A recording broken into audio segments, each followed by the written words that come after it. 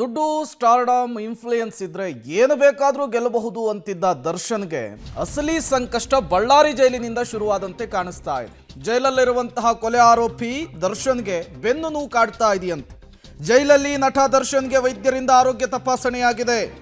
ಜೈಲು ವೈದ್ಯರಿಂದ ದರ್ಶನ್ ಅವರ ವೈದ್ಯಕೀಯ ರಿಪೋರ್ಟ್ ಪರಿಶೀಲನೆಯಾಗಿದೆ. ಸ್ಟಾಫ್ ನರ್ಸ್, ಡ್ಯೂಟಿ ವೈದ್ಯರಿಂದ ಹೆಲ್ತ್ ಚೆಕಪ್ ಆಗಿದೆ. ನಾಳೆಯೂ ಕೂಡ ಹಿರಿಯ ವೈದ್ಯರಿಂದ ಆರೋಗ್ಯ ತಪಾಸಣೆಯಾಗುತ್ತೆ. ಬೆನ್ನು ನೋವಿನ ಜೊತೆಗೆ ಮಲಬದ್ಧತೆಯಿಂದ ಬಳಲ್ತಾ ಇದ್ದಾರೆ ದಾಸ ಅನ್ನೋದು ಗೊತ್ತಾಗ್ತಾ ಇದೆ. ನಿನ್ನೆ ಜೈಲಾಧಿಕಾರಿಗಳಿಗೆ ಮೆಡಿಕಲ್ ರಿಪೋರ್ಟನ್ನು ಸಲ್ಲಿಸಿದ್ದಾರೆ ಕುಟುಂಬದ ಸದಸ್ಯರು. ಹಾಗಾಗಿ ಆ ಮೆಡಿಕಲ್ ರಿಪೋರ್ಟನ್ನು ನೋಡಿ ವೆಸ್ಟರ್ನ್ ಟಾಯ್ಲೆಟನ್ನು ದರ್ಶನ್ಗೆ ಕೊಡಬೇಕಾ ಬೇಡವಾ ಅನ್ನೋದು ನಿರ್ಧಾರ ಆಗುತ್ತೆ. ಮತ್ತೊಂದು ಕಡೆ ದರ್ಶನ್ಗೆ ತೀರಾ ಬೆನ್ನು ನೋವು, ಕೈ ನೋವು ಇರುವಂತಹದ್ದು ಕೂಡ ಗೊತ್ತಾಗ್ತಾ ಇದೆ. ಅದಕ್ಕೆ ಪೂರಕವಾದಂತಹ ಒಂದಿಷ್ಟು ತಪಾಸಣೆಗಳನ್ನು ಕೂಡ ದರ್ಶನ್ ಅವರಿಗೆ ನಡೆಸಿದ್ದಾರೆ ಅನ್ನೋದು ಗೊತ್ತಾಗ್ತಾ ಇರುವಂತಹ ವಿಚಾರ. ನೋಡಿ, ಇದೇ ದರ್ಶನ್ ಬೆಂಗಳೂರಿನ ಸೆಂಟ್ರಲ್ ಜೈಲಿನಲ್ಲಿ ಆರಾಮಾಗಿದ್ರು. ಬಳ್ಳಾರಿಗೆ ಬಂದಿದ್ದು ಈಗ ವಾತಾವರಣಕ್ಕೆ ಹೊಂದ್ಕೊಳ್ಳೋದಕ್ಕೇನೆ ಕಷ್ಟಪಡಬೇಕಾದಂತಹ ಪರಿಸ್ಥಿತಿ. ಮತ್ತಷ್ಟು ಡೀಟೇಲ್ಸ್ ಅನ್ನು ಕೊಡ್ತಾರೆ ಅಮರೇಶ್, ನೇರ ಸಂಪರ್ಕದಲ್ಲಿ ಜಾಯಿನ್ ಆಗಿದ್ದಾರೆ. ಅಮರೇಶ್, ನಿನ್ನೆ ಜೈಲಾಧಿಕಾರಿಗಳು ಭೇಟಿ ಕೊಟ್ಟಿದ್ರು ಶೇಷ ಅವರು. ಆ ಸಂದರ್ಭದಲ್ಲಿ ಹಲವು ವಿಚಾರಗಳನ್ನು ದರ್ಶನ್ ಅವರ ಬಳಿ ಹೇಳಿಕೊಳ್ಳುವಂತಹ ಕೆಲಸವನ್ನು ಮಾಡಿದರು. ಪ್ರಮುಖವಾಗಿ ವೆಸ್ಟರ್ನ್ ಟಾಯ್ಲೆಟ್ನ ವಿಚಾರಕ್ಕೆ ಸಂಬಂಧಪಟ್ಟಂತೆ ಮೊದಲು ಮೆಡಿಕಲ್ ರಿಪೋರ್ಟ್ ಬರಲಿ, ಅದಾದ ಮೇಲೆ ಮುಂದಿನ ಪ್ರಕ್ರಿಯೆಗಳ ಬಗ್ಗೆ ಮಾತನಾಡೋಣ ಅಂತ ಕೂಡ ಅವರು ಹೇಳಿದರು. ಈಗ ಆ ವಿಚಾರಕ್ಕೆ ಸಂಬಂಧಪಟ್ಟಂತೆ ಏನೆಲ್ಲ ಬೆಳವಣಿಗೆಗಳಾಗಿದೆ ಇವತ್ತು ಅಂತ?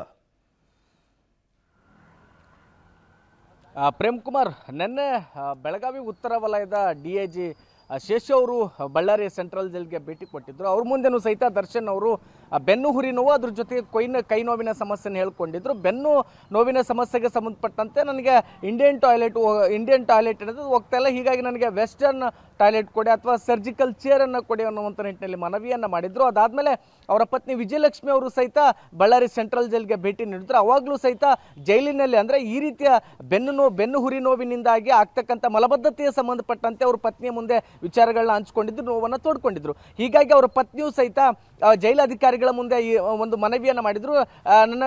ನನ್ನ ಪತಿಗೆ ಈ ರೀತಿಯ ಸಮಸ್ಯೆ ಇದೆ, ಅವರಿಗೆ ವೆಸ್ಟರ್ನ್ ಟಾಯ್ಲೆಟ್ನ ಅಗತ್ಯತೆ ಇದೆ, ಒಂದು ವೇಳೆ ಅದನ್ನಾದರೂ ಮಾಡಿಕೊಡಿ, ಇಲ್ಲಾಂದರೆ ಸರ್ಜಿಕಲ್ ಚೇರನ್ನಾದರೂ ಕೂಡ ಅವರಿಗೆ ಅವಕಾಶ ಮಾಡಿಕೊಡಿ, ಅಂದರೆ ಕೊಡುವಂಥ ನಿಟ್ಟಿನಲ್ಲಿ ಅವಕಾಶ ಮಾಡಿಕೊಡಿ ಅಂತೇಳಿ ಮನವಿಯನ್ನು ಮಾಡ್ಕೊಂಡಿದ್ರು. ಆಗ ಬಳ್ಳಾರಿ ಸೆಂಟ್ರಲ್ ಜೈಲಾಧಿಕಾರಿಗಳು ಅವರ ಪತ್ನಿಗೂ ಸಹಿತ ಸೂಚಿಸಿದ್ದೇನೆಂದರೆ, ಒಂದು ವೇಳೆ ಆ ರೀತಿಯ ಬೆನ್ನು ನೋವಿನ ಸಮಸ್ಯೆ ಇದ್ದರೆ ಅದಕ್ಕೆ ಮೆಡಿಕಲ್ ರಿಪೋರ್ಟನ್ನು ಕೊಡಿ, ಅದು ಆಧಾರದ ಮೇಲೆ ನಾವು ಪರಿಗಣಿಸ್ತೀವಿ ಅನ್ನುವಂಥ ಮಾತನ್ನು. ಬಳ್ಳಾರಿ ಅಂದರೆ ಪರಪ್ಪನ ಅಗ್ರಹಾರ ಜೈಲಿನಲ್ಲಿದ್ದಾಗಲೂ ಸಹಿತ ದರ್ಶನ್ ಅವರಿಗೆ ಬೆನ್ನು ನೋವಿನ ಸಮಸ್ಯೆ ಇತ್ತು. ಅಲ್ಲಿಯೂ ಕೂಡ ಅಂದರೆ ಬೆನ್ನು ನೋವಿನ ಸಮಸ್ಯೆ ಇದ್ದಿದ್ದರಿಂದ ಅಲ್ಲಿಯೂ ಕೂಡ ಒಂದಿಷ್ಟು ಮೆಡಿಕಲ್ ರಿಪೋರ್ಟ್ಗಳನ್ನು ಹೊಂದಿದ್ರು. ಹೀಗಾಗಿನೇ ಅಲ್ಲಿರ್ತಕ್ಕಂಥ ಮೆಡಿಕಲ್ ರಿಪೋರ್ಟ್ಗಳಂತ ಅಲ್ಲೇ ಈಗ ಅದೇ ರಿಪೋರ್ಟ್ಗಳನ್ನ ಇದೀಗ ಬಳ್ಳಾರಿ ಸೆಂಟ್ರಲ್ ಜೈಲಿನ ಅಧಿಕಾರಿಗಳಿಗೆ ಈಗ ಅವ್ರ ಕುಟುಂಬಸ್ಥರು ಕೊಟ್ಟಿದ್ದಾರೆ. ಈಗ ಒಂದು ಮೆಡಿಕಲ್ ರಿಪೋರ್ಟ್ಗಳನ್ನು ಆಧರಿಸಿ ಇದೀಗ ಅಂದರೆ ಈಗಾಗಲೇ ಇವತ್ತು ಸಹಿತ ನಾರ್ಮಲ್ ಆಗಿ ಅವ್ರನ್ನ ಡ್ಯೂಟಿ ವೈದ್ಯರೇನಿದ್ರು ಅವರು ಕೂಡ ಆರೋಗ್ಯ ತಪಾಸಣೆ ಮಾಡಿದ್ದಾರೆ. ಮತ್ತು ನಾಳೆನೂ ಸಹಿತ ತಜ್ಞ ವೈದ್ಯರಿಂದ ಅವರ ತಪಾಸಣೆ ಮಾಡಿ ತದನಂತರದಲ್ಲಿ ಆ ಒಂದು ರಿಪೋರ್ಟ್ ಏನಿದೆ ಅಂದರೆ ಈಗಾಗಲೇ ದರ್ಶನ್ ಅವರಿಗೆ ಹೊಂದಿರತಕ್ಕಂಥ ಮೆಡಿಕಲ್ ರಿಪೋರ್ಟ್, ಅದ್ರ ಜೊತೆಗೆ ಮತ್ತೆ ನಾಳೆ ಪರಿಶೀಲನೆ ಮಾಡಿದ ನಂತರದಲ್ಲಿ ತಜ್ಞ ವೈದ್ಯರು ನೀಡುವಂಥ ರಿಪೋರ್ಟ್ ಎರಡನ್ನೂ ಸಹಿತ